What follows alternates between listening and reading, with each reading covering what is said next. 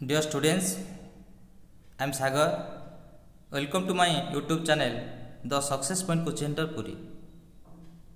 ଆମେ ଆଜି 10th କ୍ଲାସ୍ର ଏକ ନୂତନ ଚାପ୍ଟର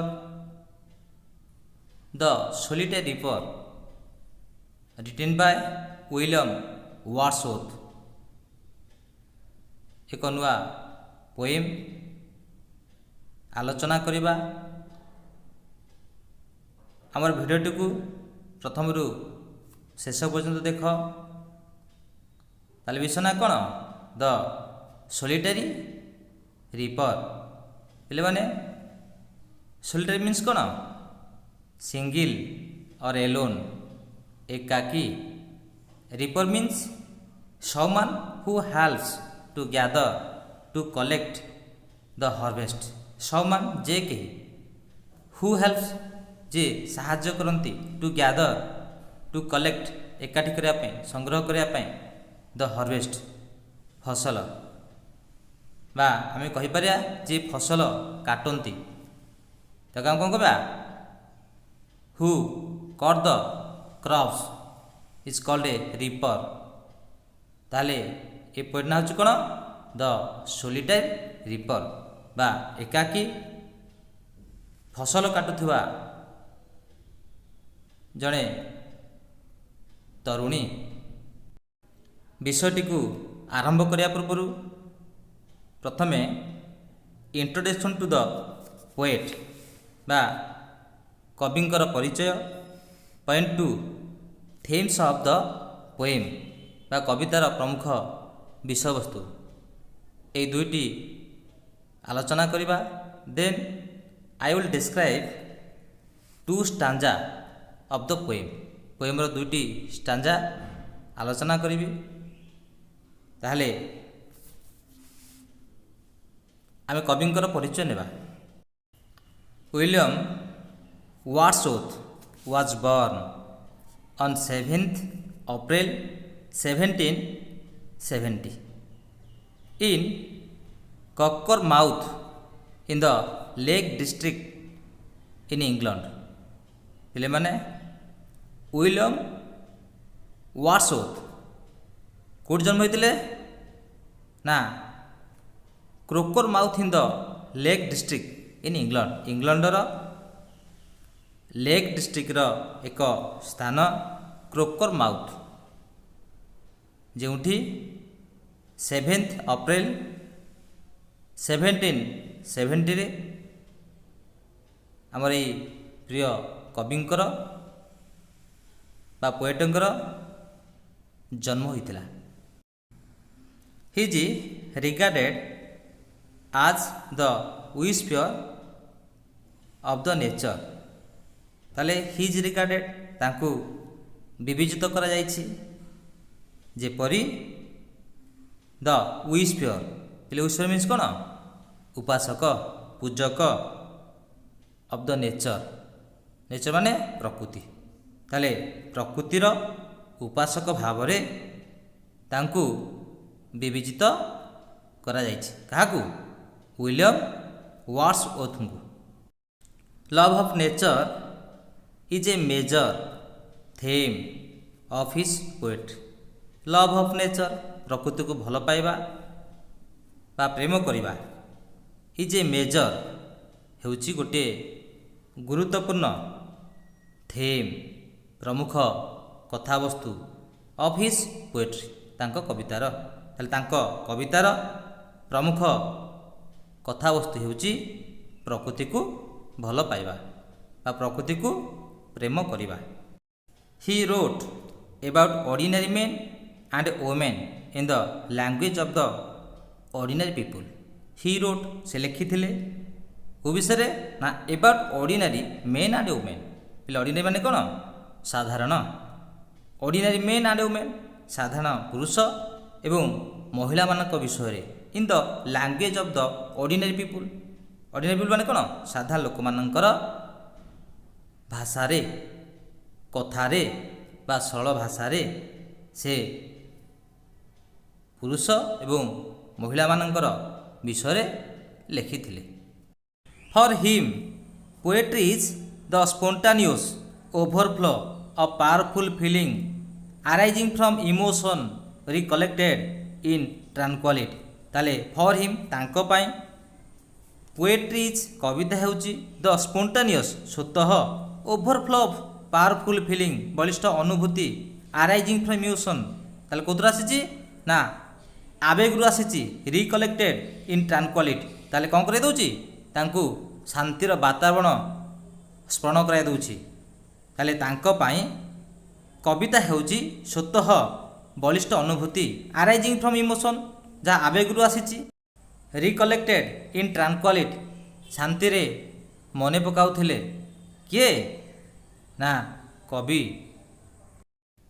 ତାହେଲେ କବିତା ହେଉଛି ତାଙ୍କ ପାଇଁ ସ୍ୱତଃ ବଳିଷ୍ଠ ଅନୁଭୂତି ଆରାଇଜିଂ ଫ୍ରମ୍ ଇମୋସନ୍ ଯାହା ଆବେଗରୁ ଭାବନାରୁ ଆସୁଥିଲା।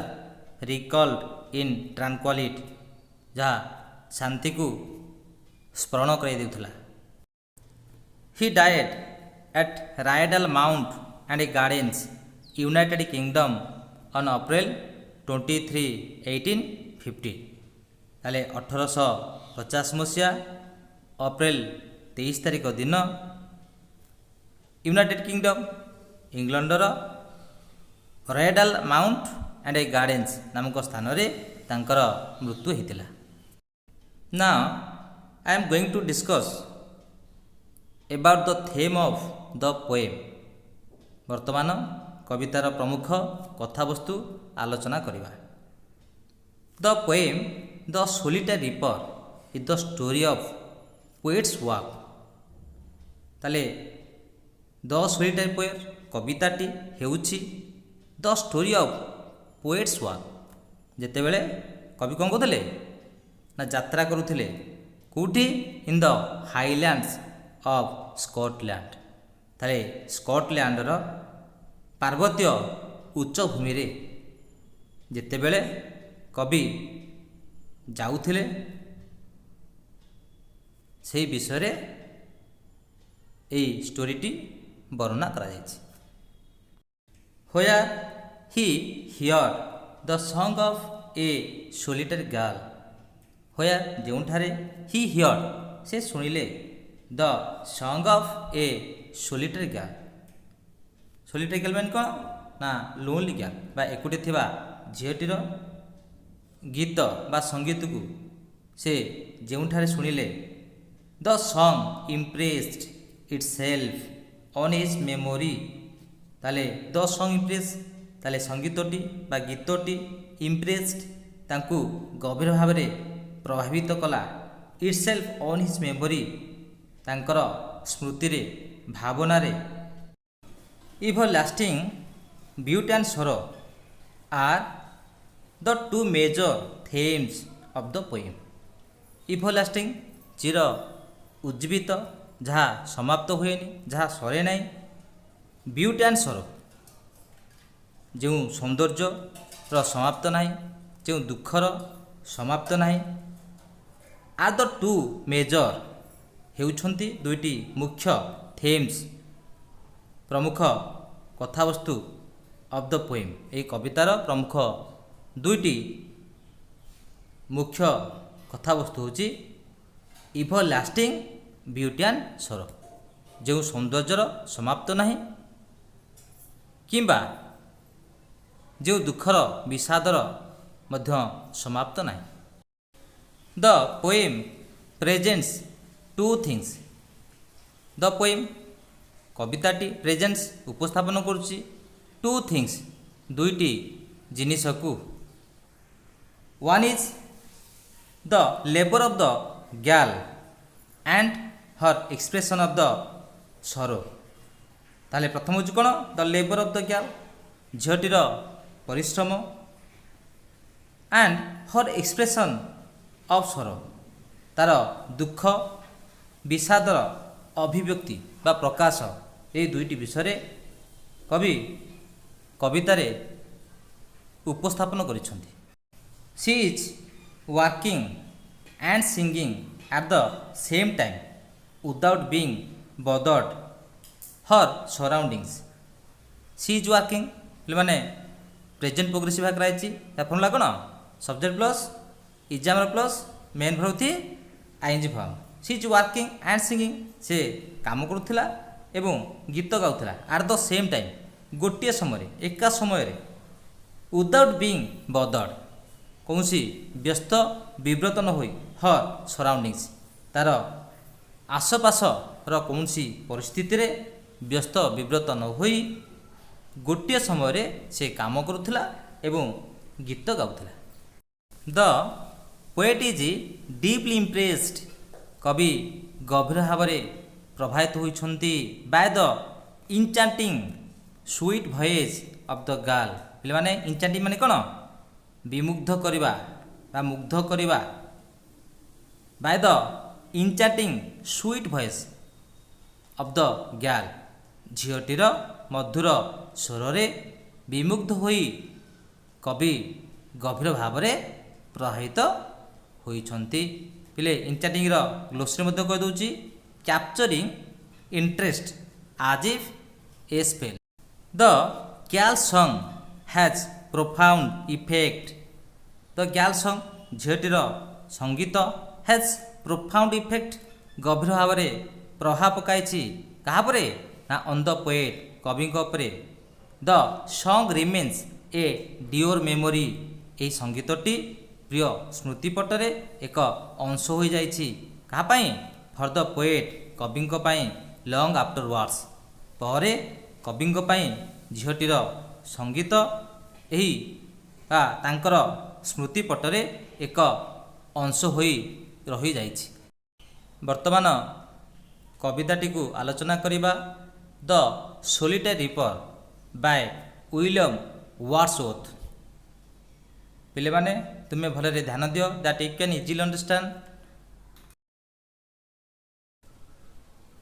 Behold her single in the field yon solitary highland lass reaping and singing by herself stop here or gentle pass पिले माने behold माने कौन पोएटिक फॉर्म ऑफ द सी देख काहाकू ना हर ताकू माने कौन से झीटी को सिंगिल माने कौन एकाकी कौट अच्छी ना इन द फील्ड कौटी क्षेत्र ताले से क्षेत्र थिबा से एकुटिया झीटी को देख यन सोलिटरी हाईलैंड लास पिले माने यन माने कौन ओभर देयर एठारे ओल्ड यूज करा जायछि बा किछि दूरे थिबा यन माने किछि दूरे थिबा सोलिटरी माने कौन ना सिंगिल और एलोन बा एकुटिया बा एकाकी हाईलैंड मीन्स कौन ना उच्च